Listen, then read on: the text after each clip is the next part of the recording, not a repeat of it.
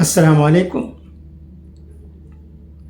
या अय्युहल्लज़ीना आमनुत्तकुल्लाह हक्क तुकातिही वला तमूतुन्न इल्ला व अंतुम मुस्लिमून.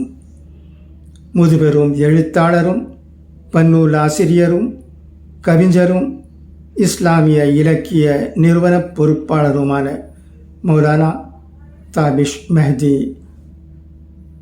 இறைவனிடம் மீண்டார் என்ற செய்தி கிடைத்திருக்கிறது.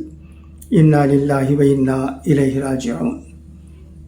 மர்கஸ் மக்தபா இஸ்லாமி பப்ளிஷர்ஸ் நிறுவனத்தில் பல்லாண்டுகள் சேவையாற்றியிருக்கிறார்.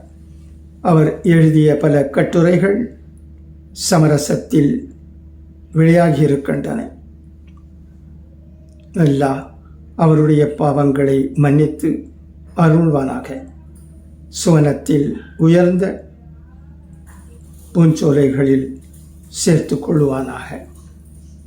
ஆமீன்.